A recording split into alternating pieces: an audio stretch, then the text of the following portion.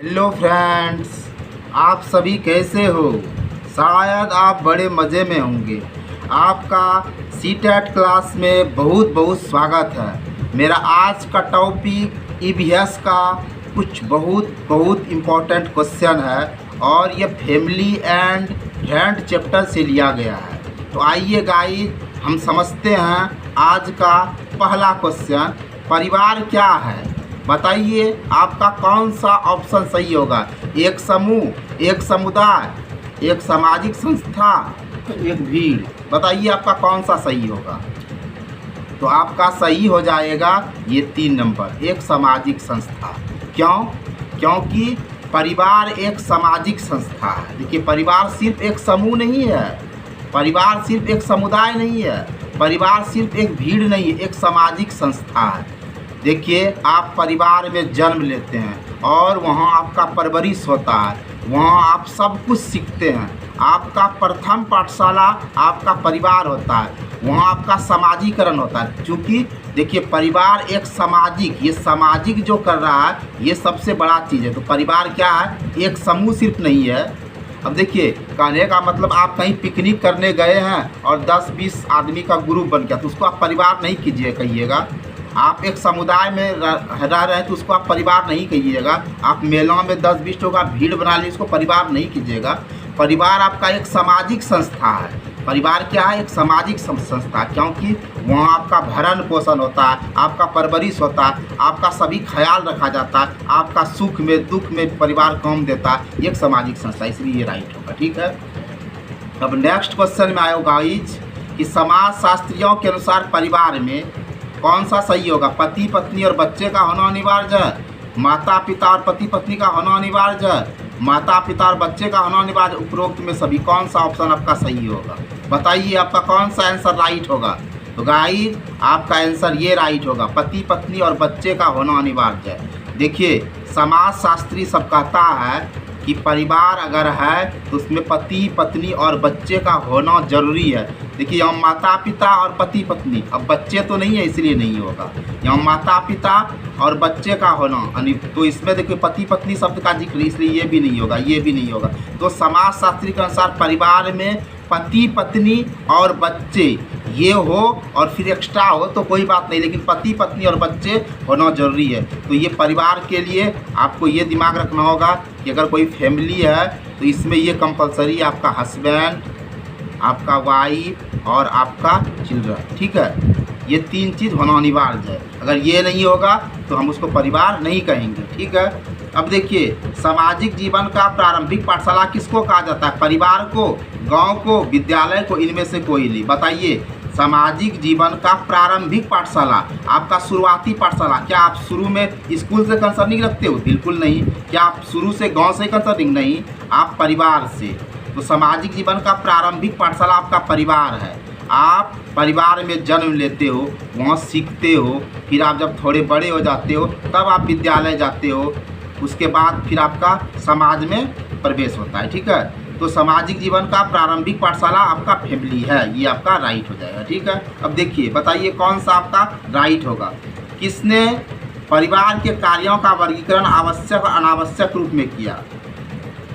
तो ये आपका मैकाइबर ने किया। ध्यान से समझिए, किसने परिवार के कार्यों का वर्गीकरण आवश्यक और अनावश्यक रूप में किया? मैकाइबर ने। मैकाइबर ने कहा परिवार का कार्य जो है वो आवश्यक भी है, अनावश्यक भी है। अब देखिए, जैसे आवश्यक में क्या है, देखिए जैसे आपका मूलभूत आवश्यकता, जैसे भोजन, वस्त्र, मकान, ये सब की पूर्ति आपका परिवार से होता है, तो ये आवश्यक हो गया। अब अनावश्यक में क्या हो गया? आपका मनोरंजन है, जैसे आप घूमने फिरने में खर्च कर रहे हैं, जैसे आप इंजॉय में खर्च करिए, अनावश्यक। तो परिवार का कार्य आवश्यक और अनावश्यक रूप में दोनों में लिया गया। परिवार आपके मूलभूत आवश्यकता का भी पूर्ति करता है और परिवार में आपका अनावश्यक रूप से जो होता है आपके लिए कर, वो भी करता है। तो इसीलिए मैकाइबर ने कहा कि किसने परिवार के कार्यों का वर्गीकरण आवश्यक और अनावश्यक रूप में किया, तो ये कथन आपका मैकाइबर का राइट होगा। ठीक है। अब आगे बढ़ते हैं।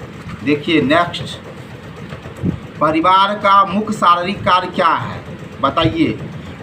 पालन पोषण, भोजन, शारीरिक सुरक्षा, ये सभी। बताइए आपका कौन सा राइट होगा। तो आपका राइट ये 4 नंबर जाएगा। क्यों? क्योंकि परिवार का मुख्य शारीरिक कार्य क्या है? परिवार देखिए आपका पालन पोषण भी करता है, आपको भोजन भी परिवार से मिलता है ना, आपका शारीरिक सुरक्षा, आपका जो फिजिकल सेफ्टी है वो भी आपका परिवार से ही मिलता है। परिवार का मुख्य शारीरिक कार्य आपका पालन पोषण करना भी है, आपका भोजन भी, आपका शारीरिक सुरक्षा, ये सभी हो जाएगा। अब बताइए परिवार का सामान्य विशेषता क्या है? विवाह संबंध, समान निवास, वंशवाद, ये सभी आपका ऑप्शन ये 4 राइट जाएगा। क्योंकि परिवार का संबंध विशेषता विवाह संबंध, देखिए परिवार में आपका विवाह संबंध, आपका विवाह भी होता है, समान निवास आप वहाँ निवास भी करते हो, वंशवाद भी होता है, ठीक है।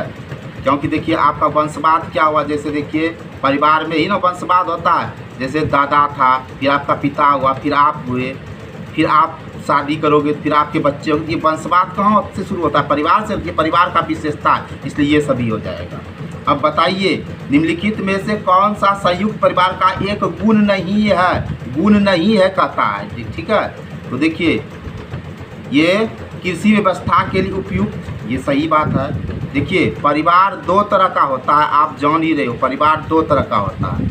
एक आपका एकल परिवार होता है, आपका एक क्या होता है? एकल परिवार, एकल परिवार। और आपका एक क्या होता है? संयुक्त परिवार। एक आपका क्या होता है? संयुक्त परिवार। एकल परिवार में आपका क्या होता है?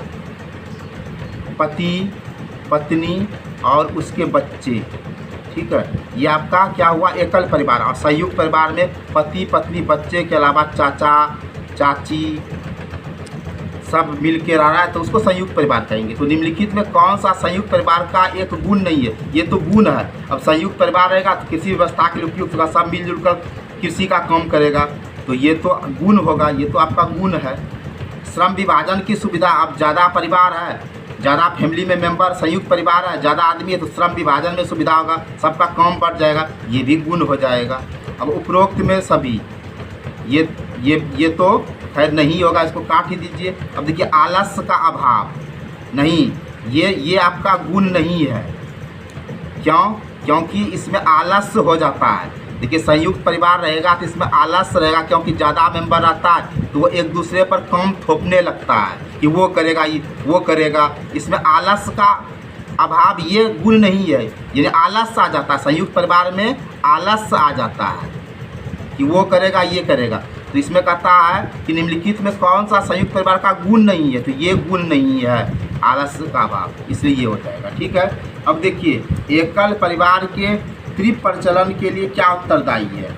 अब एकल परिवार जो है आज सिंगल फैमिली बनते जा रहा है। देखो पहले पुराने ज़माना में ज्वाइंट फैमिली होता था, ज्वाइंट फैमिली संयुक्त परिवार होता था, उसमें माता पिता और उसके बच्चे, दादा दादी, चाचा चाची सब मिलजुल कर रहता था। लेकिन अभी एकल परिवार बहुत ज़्यादा प्रचलित हो गया। आदमी का शादी होता है और देखो एकल परिवार बनना शुरू कर देता है। तो कहता है एकल परिवार का तीव्र जो ये तेज प्रचलन है, इसके लिए कौन कौन उत्तरदायी है? अब देखिए महंगाई, इतना महंगाई बढ़ रहा है तो लोग सोच रहा है कि हम सिंगल फैमिली में रहेंगे, क्योंकि ज्वाइंट फैमिली में रहेंगे तो हमारा भरण पोषण सही से नहीं होगा, एक जिम्मेदारी ये है। दूसरा जनसंख्या, कला की संभावनाओं की कमी। तो एकल परिवार में आदमी इसलिए रहना चाहता है कि संयुक्त परिवार में आए दिन झगड़ा झंझट होता है, कला बहुत ज़्यादा होता है, लेकिन एकल परिवार में कला नहीं होता, इसकी कमी होती है। दूसरा जनसंख्या कम रहता है, आदमी सुखी से रहता है। और ये जो महंगाई है, तो महंगाई में संयुक्त परिवार में सबका भरण पोषण सही से नहीं पता, इसलिए आदमी एकल परिवार का त्रिप्रचलन हो रहा है। तो यहाँ क्वेश्चन है कि एकल परिवार के त्रिप्रचलन के लिए क्या क्या उत्तरदायी है? तो महंगाई भी उत्तरदायी है, जनसंख्या भी और कला की संभावना में कमी, इसलिए उपरोक्त में सभी ये तीनों हो जाएगा, इसलिए ऑप्शन नंबर 4 राइट जाएगा, ठीक है। अब आगे बढ़िए। भारतीय परिवार का स्वरूप कैसा है? मातृसत्तात्मक, पितृसत्तात्मक, मातृस्थान, इनमें से कोई नहीं। बताइए गाइस आपका कौन सा राइट होगा? तो आप कहिएगा ये पितृसत्तात्मक। क्यों? क्योंकि हमारा जो इंडियन फैमिली है इसका स्वरूप जो है पितृसत्तात्मक है। यहाँ जो है फादर ही घर का मुखिया होता है, यानी मैन होता है ना, सारा जिम्मेदारी पिता के कंधों पर रहता है, वही मैन होता है, उसका आदेश सर्वमान्य होता है। तो हमारे भारतीय समाज में, भारतीय परिवार में जो है पितृसत्तात्मक है, क्योंकि पिता ही सर्वोसर्वा होता है। कोई घर है जिसमें माता सर्वोसर्वा है, ऐसे तो 100 में 99 जो है वो पितृसत्तात्मक है। यही भारतीय परिवार का स्वरूप है, इसलिए 2 नंबर राइट जाएगा। अब हम आगे बढ़ते हैं। देखिए निम्नलिखित में कौन सा परिवार समरक्त संबंधी परिवार का उदाहरण है? बताइए गाइस, आपका कौन सा राइट जाएगा? एकल परिवार, ये तो होगा नहीं। वैवाहिक परिवार, ये भी नहीं होगा। अब इसमें आपका राइट हो जाएगा संयुक्त परिवार, क्योंकि देखिए क्या कह रहा है, निम्नलिखित में कौन सा परिवार समरक्त संबंधी परिवार का उदाहरण? समरक्त मतलब क्या? एक ही रक्त का। अब देखिए संयुक्त परिवार है, संयुक्त परिवार में देखिए दादा है, दादा दादी, ठीक है, और इसी से तो सब हो रहा है ना। आपका चाचा है, आपका अंकल है, आपका फादर है, ये सब जो है सब मिलजुल के सब क्या हो जाता है, ये सब समरक्त संबंधी उदाहरण हो जाता है। तो निम्नलिखित में कौन सा परिवार समरक्त संबंधी परिवार का उदाहरण? तो ये ज्वाइंट फैमिली जो है ये आपका क्या हो जाता है? समरक्त संबंधी परिवार का उदाहरण हो जाता है। क्योंकि देखिए आपका फादर जो है, आपका फादर भी आपके दादा से हुआ है, आपका अंकल भी आपके दादा से हुआ। मान लीजिए कि आपका दादा जो है, ठीक है, आपके दादा को 4 बेटा है, ठीक है, आपके दादा को 4 बेटा है, ठीक है। तो आपका फादर और जितना भी अंकल है, आपका जितना भी अंकल है, सब तो ये दादा से ही ना पैदा लिया है। तो ये क्या समरक्त है, इसीलिए आपका संयुक्त परिवार राइट जाएगा गाइस, ठीक है। आगे बढ़ते हैं। किस प्रकार के परिवार में विवाहित युगल, युगल मतलब जोड़ी होता है, स्त्री के परिवार के साथ निवास करते हैं? ये मातृ स्थान, ये मातृ स्थान में कहता है किस प्रकार के परिवार में विवाहित जोड़ी जो होता है, यानी हस्बैंड वाइफ, वो स्त्री के परिवार में निवास करता है। मातृ स्थान, जब मातृ स्थान रहता है ना, वहाँ क्या होता है, लड़का घर जमैया बन जाता है, उसको घर दमादी कहता है। हाँ, तो कहता है किस परिवार में? ये मातृ स्थान में जब लड़के का शादी होता है तो वो अपने ससुराल में ही बस जाता है, तो इसके लिए इसको मातृ स्थान बोलते हैं। तो यहाँ कहता है किस प्रकार के परिवार में? तो मातृ स्थान परिवार में विवाहित युगल जो होगा, जो मैरिज कपल होगा, उसमें स्त्री के परिवार के साथ जो निवास करने लगा वो मातृ स्थान में, ठीक है। आपका ये 2 राइट जाएगा। अब देखिए नेक्स्ट, निम्नलिखित में से किस परिवार को अभिविन्यास परिवार भी कहा जाता है? बताइए आपका कौन सा होगा? देखिए ये समरक्त, समरक्त को क्या कहा जाता है? अभिविन्यास परिवार का कहा जाता है। अभिविन्यास परिवार क्यों कहा जाता है? देखिए क्योंकि ग्रैंड फादर आपका दादा जो है, और दादा से ही ना सब हुआ, आपका फादर हुआ, आपका बड़ा अंकल, छोटा अंकल, मंझला अंकल, जितना भी है। तो देखिए अभिविन्यास मतलब जिस तरह कहने का मतलब है कि एक सेंटर है, यानी एक आपका धुरी है और इस पे सब बंधा हुआ है। देखिए फादर भी बंधा है, अंकल भी बंधा है, सारा अंकल बंधा है, तो ये अभिविन्यास हो गया। तो निम्नलिखित में किस परिवार को? तो समरक्त परिवार। तो निम्नलिखित में किस परिवार को अभिविन्यास परिवार से समरक्त परिवार क्यों कहते हैं? क्योंकि सब ग्रैंड फादर से ही ना है, ग्रैंड फादर का ही ब्लड है ना, इसलिए समरक्त हो जाएगा। अब देखिए फिर क्या कह रहा है, समरक्त संबंध का उदाहरण किस प्रकार के परिवार में परिलक्षित होता है? एकल में भी और संयुक्त में, ठीक है। तो आपका ऑप्शन 1 और 2 दोनों होगा, क्योंकि समरक्त संबंध का उदाहरण किस प्रकार के परिवार में परिलक्षित है? तो समरक्त का संबंध आपका एकल में भी। अब देखिए ग्रैंड फादर है तो उसमें भी आपका फादर आता है, एकल परिवार में भी। और मान लीजिए आपका ज्वाइंट फैमिली है तो उसमें भी ग्रैंड फादर है, उसमें आपका फादर अंकल जो आता है, तो ये समरक्त संबंध है। यानी एकल परिवार में भी समरक्त संबंध है क्योंकि दादा से कंसर्निंग है, और आपका जो संयुक्त परिवार है उसमें भी समरक्त संबंध है, इसलिए आपका दोनों सही हो जाएगा, इसलिए 3 राइट जाएगा, ठीक है। अब देखो भाई, बालकों का समाजीकरण सर्वप्रथम किसके द्वारा होता है? परिवार के द्वारा, मित्रों के द्वारा, शिक्षा के द्वारा और रिश्तेदारों के द्वारा। देखो बहुत आसान क्वेश्चन है गाइस, बताओ कौन सा आंसर होगा कि बालकों का समाजीकरण सर्वप्रथम किसके द्वारा होता है? बताओ। सबसे पहले आपका समाजीकरण, सबसे पहले आपका देखभाल, आपका जो चीज़ था वो किसने किया? परिवार ने किया, फैमिली ने, तो आपका हो जाएगा परिवार के द्वारा, ठीक है। तो बालकों का समाजीकरण सर्वप्रथम किसके द्वारा होता है? परिवार के द्वारा, क्योंकि यही आपका प्रथम पाठशाला। आपने सब कुछ जो सीखा, बुनियादी चीज़ सीखा, वो फैमिली से सीखा। आपने चलना, बोलना, उठना, बैठना, अनुशासन सब आपने परिवार से पहले सीखा ना। तो बालकों का समाजीकरण का सर्वप्रथम किसके द्वारा? परिवार के द्वारा था। यही आपका प्रारंभिक पाठशाला है, यही आपका पहला समाज है, ठीक है। आपका 1 नंबर राइट जाएगा।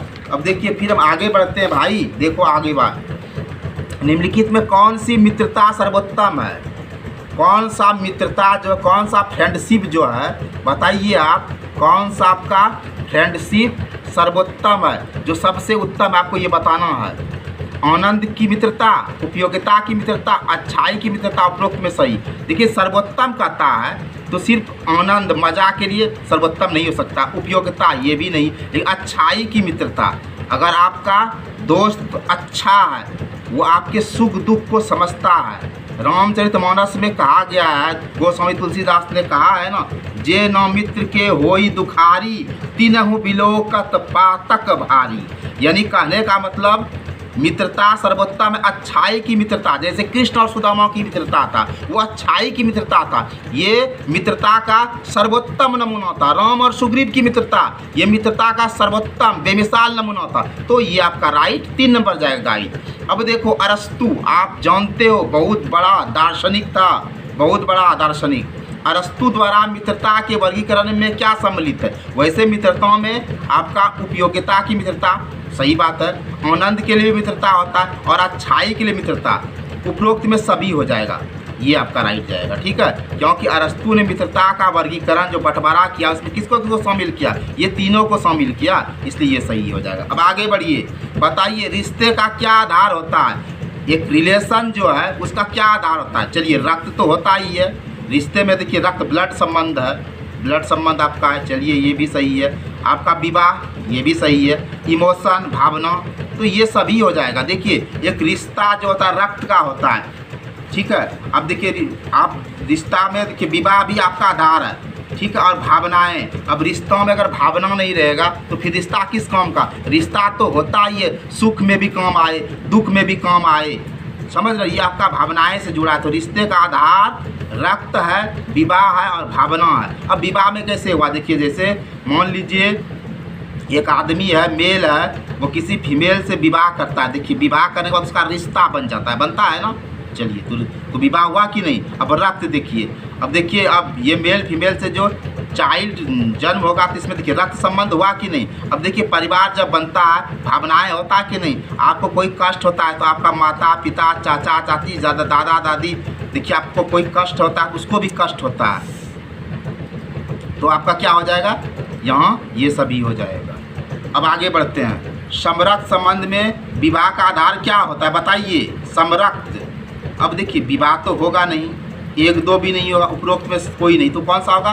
1 नंबर। क्योंकि देखिए समरक्त, देखिए यहाँ रक्त है ना, ये इसमें रक्त है, ये नहीं होगा, ठीक से भी समझिए, इसमें भी नहीं होगा, तो रक्त यहाँ देखिए समरक्त। संबंध में संबंध का आधार क्या था? रक्त, क्योंकि समरक्त एक ही तरह का रक्त, ये रक्त हो जाएगा, इसलिए ये राइट हो जाएगा। अब आगे बढ़िए, देखिए खेल कूद भावनात्मक रूप से कमजोर बच्चे के लिए क्या कार्य करता है? अब ये जो खेल कूद है, ये जो स्पोर्ट है, ये भावनात्मक रूप से कमजोर बच्चे के लिए क्या कार्य करता है? ये थेरेपी का काम करता है। देखिए खेल कूद होने से भावनात्मक रूप से कमजोर बच्चे के लिए थेरेपी का काम करता है। थेरेपी क्या होता है? जैसे उसको तुरंत वो राहत देता है, ठीक है। खेल कूद भावनात्मक रूप से कमजोर बच्चे के लिए थेरेपी का काम करता है, ठीक है। वह उसके लिए एनर्जी का काम करता है, वह उसके लिए राहत प्रदान के लिए काम करता है, क्योंकि खेल कूद से कमजोर बच्चे के अंदर में एक आत्मविश्वास बढ़ता है। क्योंकि एक बच्चा क्या है, भावनात्मक रूप से वीक है, और अगर वो गेम और स्पोर्ट में भाग लेता है ना, तो क्या होता है? वो आंतरिक रूप से मजबूत होता है, स्ट्रांग होता है, ठीक है। तो इसीलिए खेलकूद भावनात्मक रूप से कमज़ोर बच्चे को थेरेपी का काम करता है, ठीक है। अब आगे बढ़ते हैं हम। देखिए हमारा ये क्वेश्चन, खेल कूद बच्चे के डॉट डॉट विकास में सहायक था, बताइए।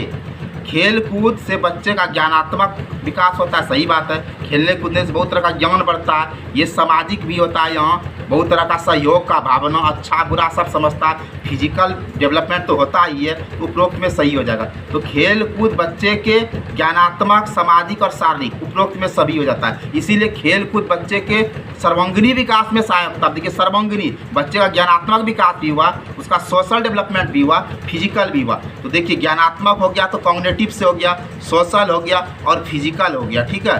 तो आप देखिए लगभग ये सर्वांगीणी विकास हो ही गया बच्चे का, तो आपका ये सभी हो जाएगा। बताइए आज का अंतिम सवाल, परिवार एक इकाई होता है, सही बात है, जिसमें माँ पिता और उसके 2 बच्चे होते हैं, ये कथन क्या है बताइए? सही नहीं है, क्योंकि इस कथन में यह कथन सही नहीं है, क्योंकि इस कथन में यह स्पष्ट होना चाहिए क्योंकि बच्चे जैविक होते हैं। तो ये यहाँ कहता है कि परिवार एक इकाई होता है जिसमें माँ पिता और उसके 2 बच्चे, ये कथन सही नहीं है, ये सही नहीं है, क्योंकि इस कथन में यह स्पष्ट करना चाहिए कि बच्चे जैविक होते हैं। फिर दूसरा देखिए क्या कह रहा है, सही नहीं है, क्योंकि परिवार कई प्रकार के होते हैं तथा परिवार में केवल एक ही प्रकार का वर्गीकरण नहीं किया जा सकता। फिर देखिए कहता है कि सत्य है, क्योंकि यह किसी आदर्श परिवार का आकार होता है। सत्य है, क्योंकि सभी भारतीय परिवार इसी प्रकार होते हैं। तो बताइए कौन सा राइट होगा। तो आपका राइट 3 नंबर होगा। क्यों? क्योंकि ये सत्य है, परिवार एक इकाई है, बिल्कुल सत्य है। और इसमें माँ, पिता और उसके 2 बच्चे, ये आदर्श परिवार का आकार है, बिल्कुल सही है। क्योंकि देखिए परिवार एक इकाई है, परिवार एक इकाई है, बिल्कुल सही है। और इसमें देखिए आपका मदर है, फादर है और इसके 2 बच्चे कतार, हम 2 हमारे 2। तो ये क्या है? आदर्श परिवार का आकार है, बिल्कुल सही कह रहा है। इसलिए आपका 3 राइट जाएगा। एक बार समझिए, परिवार एक इकाई होता है, ठीक है, बहुत अच्छा बात है, जिसमें माँ, पिता और उसके 2 बच्चे हैं। यह कथन सत्य है, बिल्कुल सही है। क्यों? क्योंकि यह आदर्श परिवार का आकार है। एक आइडियल फैमिली में परिवार एक इकाई है और माँ, फादर और उसके 2 बच्चे, हम 2 हमारे 2, ये एक आइडियल परिवार, इसलिए 3 राइट होगा गाइज। आई होप गाइज आप आज के इस ईवीएस के वीडियो को बड़े मज़े से समझे होंगे और हमें विश्वास है कि आपको ये वीडियो ज़रूर पसंद आया होगा। अगर आपको वीडियो पसंद आए तो बिना कहे लाइक करें। और आपसे एक अनुरोध है कि अगर आप मेरे चैनल को सब्सक्राइब नहीं किए हैं तो फटाफट सब्सक्राइब कर दीजिए, ताकि मेरे हर वीडियो का नोटिफिकेशन आप तक पहुंच सके। और हम आपको विश्वास दिलाते हैं कि जब तक आपका एग्ज़ाम चलता रहेगा मेरा वीडियो नित्य बनता रहेगा। हम आपको आशा दिलाते हैं कि हम आपको सीटेट में 140 प्लस अवश्य करा कर रहेंगे। ये हमारा आपसे वादा रहा। जय हिंद, जय भारत।